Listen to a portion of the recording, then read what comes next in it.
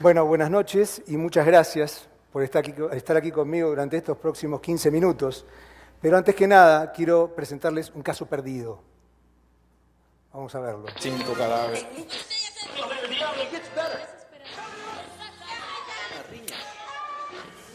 Cirujano psíquico. En pantalla. Profundamente. Anatómica. So golden brownie. Captaron de grueso calibre. Que aprovechen. Vamos a reducir el ¿Quieres ser una de ellas? Embarazado a la niña. Caso cerrado. Vamos a reabrir el caso porque este caso es culpable justamente de la gran contaminación que estamos sufriendo alrededor de todo el mundo, los seres humanos, por esta suerte de desecho mediático que nos está haciendo alejar día a día de los temas trascendentales que nos toca enfrentar. Hablamos de crisis alimentarias, hablamos de crisis climáticas, múltiples crisis que nos agobian y justamente por esta, entre comillas, o en realidad basura que recibimos día a día, nos estamos alejando de los temas cruciales. Bueno, gracias por estar conmigo. Aún así, a pesar de este caos audiovisual, yo sigo siendo un fiel creyente, como dijo mi amigo Roberto Sasso, en el poder de las imágenes cuando son bien llevadas, de los testimonios y de las historias para poder generar cambios de actitud tan necesarias para poder enfrentar todos los males que hoy sufrimos. Pero bueno, este va a ser una charla bastante vivencial donde voy a tratar de contarles un poco experiencias personales, recuerdos, a lo largo de casi 30 años de andar por el campo, hecho que todavía no ha dejado de pasar, seguimos todavía en el campo. Y me siento un poco en estos momentos como ¿cómo les puedo explicar? Como una especie de cromañón que nació en la prehistoria de las comunicaciones y que se tuvo que poner un traje espacial, así como el astronauta Chang, para saltar al hiperespacio con las nuevas telecomunicaciones y demás, y las nuevas posibilidades que se nos brindan. Yo comencé mi trabajo muy joven, a los 23 años, como un corresponsal de guerra. Era fotógrafo de una agencia de noticias y me tocó, a mis 23 años, con más pelo y muchas menos canas que las que tengo ahora, de llegar a un Perú convulsionado por una guerra interna. Eran tiempos en que todavía en las agencias de noticias nos manejábamos con teletipos, así como en la guerra de Corea teníamos que tipear en unos papelitos y ponerlas así para poder mandar noticias. Viajar con 200 kilos de equipo para montar laboratorios en baños de hoteles, en el campo, en carpas, etcétera, para transmitir nuestras fotografías a través de señales en AM y en FM. Pero en esta primera parte de mi experiencia profesional, que me tocó darme de cara con la violencia terrible que vivió el Perú en los años 80, lo primero que me chocó fue la indiferencia. Fue la indiferencia de la gente de la capital que no quería ver, ¿no es cierto?, el problema que se avecinaba, el problema que estaba causando que campesinos como estas fotografías que tomé en los principios de los años 80, se vieran en el medio de una guerra terrible desatada por Sendero Luminoso, que empezó a arrasar a los niños en el campo sin tener ningún tipo de piedad. Las Fuerzas Armadas hicieron lo mismo, pues durante 10 años fueron como una especie así de víctimas de fuegos de ambos lados, y en Lima la gente no quería ver. Estaba indiferente a lo que sucedía. Decía, no, la guerra sucede allá. Acá no, aquí no va a tocar nada, no pasa nada. Es más, muchos ni querían reconocer que había guerra. En aquellos momentos, yo tanto como otros fotógrafos, decidimos utilizar como una herramienta de poder para enfrentar a la gente, gracias a esas imágenes, con la realidad que se estaba viviendo y poder generar algún cambio, despertar la conciencia de la gente. Pasó mucho tiempo, pero poco a poco lo fuimos logrando. El Perú, poco a poco también se fue pacificando, fueron 15 años de dolor, pero finalmente se logró ese momento, ¿no?, dado una serie de otras circunstancias, pero ya para ese entonces la gente en la ciudad, por el trabajo que habíamos hecho, como les digo, ¿no?, sacrificadamente, ¿no?, corresponsales, camarógrafos, fotógrafos, lograron de alguna manera despertar esa sensibilidad dormida que había en la gente, y eso fue generando en mí como una especie de convicción que ahí había un camino a seguir. Debo decirles que esto termina finalmente con algo adicional esta etapa de mi carrera profesional porque finalmente las imágenes captadas en aquellos años de la guerra sirvieron para que un grupo de fotógrafos denominados fotógrafos de la verdad pudiéramos aportar las pruebas suficientes, no solamente para poder generar esa memoria colectiva necesaria para que esto no vuelva a suceder, sino también para llevar a juicio a los responsables, para poder dejar testimonio de lo que había sucedido. En ese momento, recuerdo, tuve mi primer divorcio con la noticia, y eso fue debido a los medios. La agencia que yo trabajaba, una agencia internacional americana, no voy a dar el nombre ahora, decidió que 20 campesinos muertos en la sierra peruana ya no eran noticia más.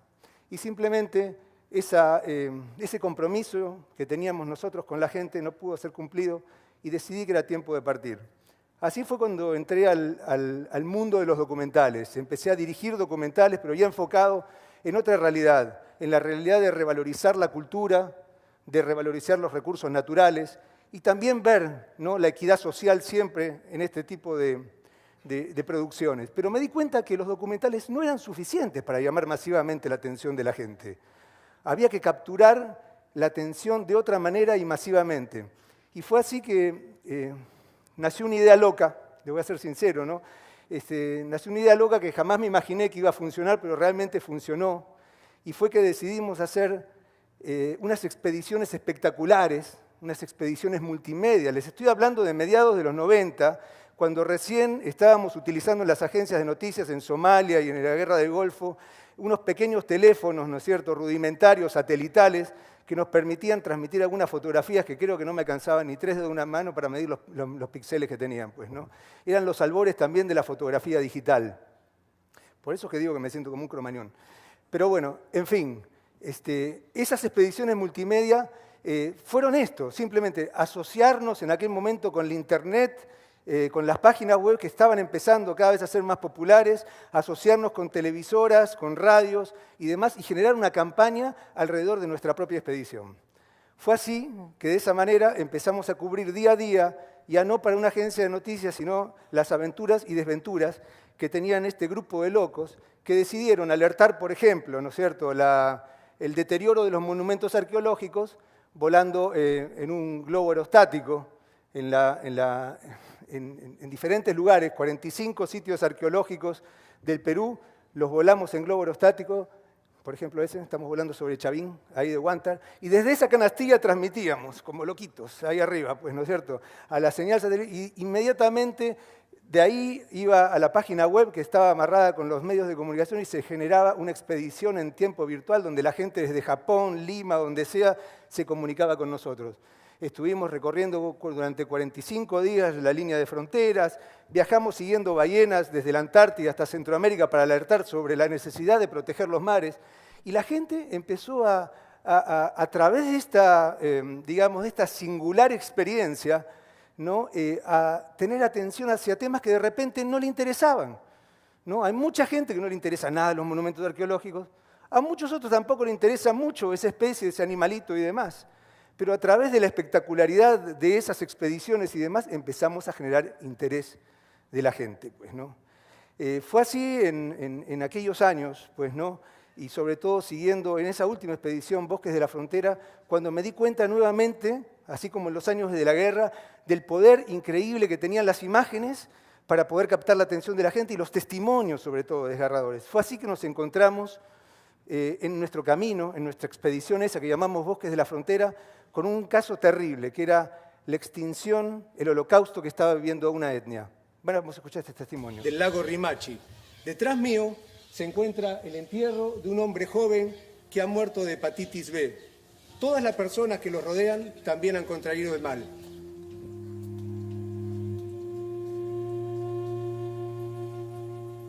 Se encuentra un 70% infectados con la hepatitis, más o menos. ¿Están abastecidos de medicamentos aquí en su posta? Actualmente estamos desabastecidos, lo que son los trazadores que debe contar el puesto con los medicamentos más importantes. Estamos desabastecidos.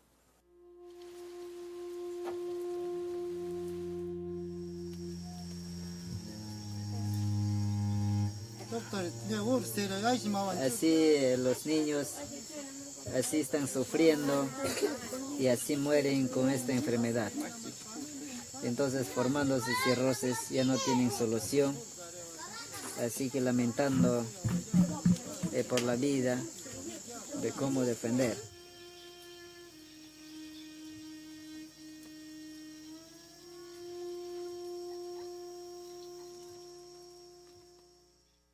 Nuevamente Los Invisibles.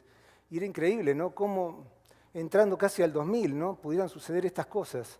Bueno, nuevamente, ¿no? En la ciudad no sabían nada, tardamos mucho en alertar sobre este tema, pero finalmente, gracias al poder de testimonios como estos, logramos llamar la atención de la comunidad internacional y no solo vacunamos a toda esa etnia, sino a toda la cuenca completa. 5 etnias más fueron vacunadas, salvándose de su extinción.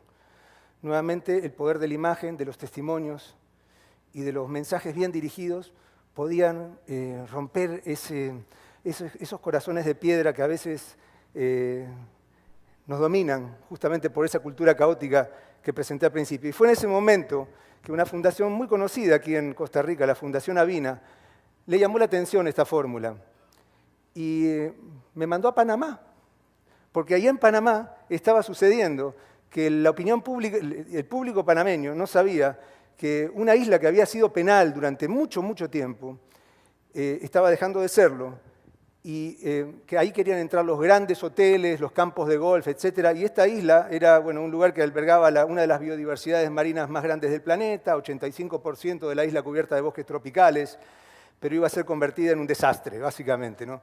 Ahí nos juntamos otros cromañones como yo, ¿no? E hicimos una campaña muy fuerte donde intentamos a través de documentales, artículos, etcétera, nuevamente generar un cambio. Pero no lo lográbamos, no lográbamos entrar esto. Y una cosa que me llamó muchísimo la atención y se los quiero presentar ahora, fue el caso de un bebé delfín y una madre delfín muriendo en una arena en las playas de Coiba. Ahí están viendo las imágenes, pues, ¿no? Lo encontramos ahí, esa madre y ese bebé delfín, que ayudó muchísimo, ¿no?, a generar lo que ahora les voy a contar. Habían sido cercadas por redes de trasmayo, estaban falleciendo en una arena, en las playas esas de Coiba, pues, ¿no?, la ven al fondo de la isla, pues, ¿no? Durante horas hemos tratado de sacar adelante estos animales y no se podía. Hemos registrado ese drama y lo filmamos tal como si fuera una telenovela, al mismo tiempo tratando de recuperar la vida de estos lindos y bellos animales tan carismáticos, ¿no? Finalmente estos animales los logramos recuperar, los llevamos mar adentro, ¿no? y salieron libres y se convirtieron en excelentes aliados, porque todo lo que no pudieron hacer los científicos que entrevistamos, los ambientalistas que daban su opinión acerca de los beneficios económicos de conservar la isla, ante la opinión pública, este caso de telenovela hizo que la opinión pública panameña se diera vuelta, ¿no? y dijeran, sí, queremos conservar Coiba. Bueno, después de muchas acciones, donde también entraron la acción luego de organizaciones y demás, Coiba se convirtió en un sitio de patrimonio mundial de la UNESCO. Y estos delfines también sirvieron para generar santuarios de mamíferos acuáticos en ambos mares panameños. Increíble. Panamá le debe mucho a esos dos delfines.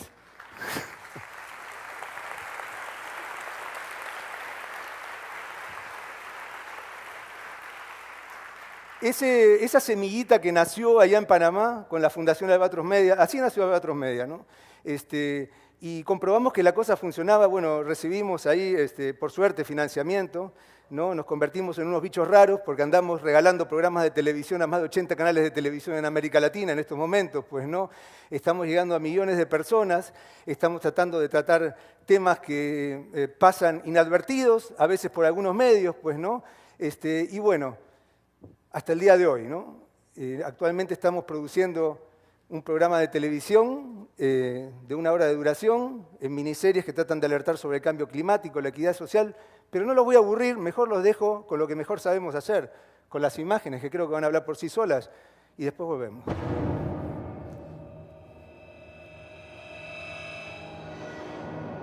Primeramente, entra un gas a mis pulmones y eso hace que cuando respire no pueda respirar bien y luego me arden los ojos y cuando está dentro de mi cuerpo siento que estoy debilitándome, ya no tengo energías y me siento cansada y ya no tengo ganas de hacer nada.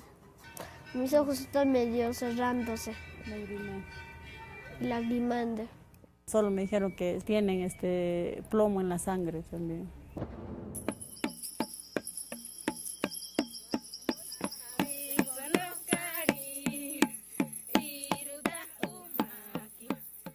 Toda la ecología, toda la biodiversidad, toda la reserva de la biosfera, tenemos que cuidar ambos.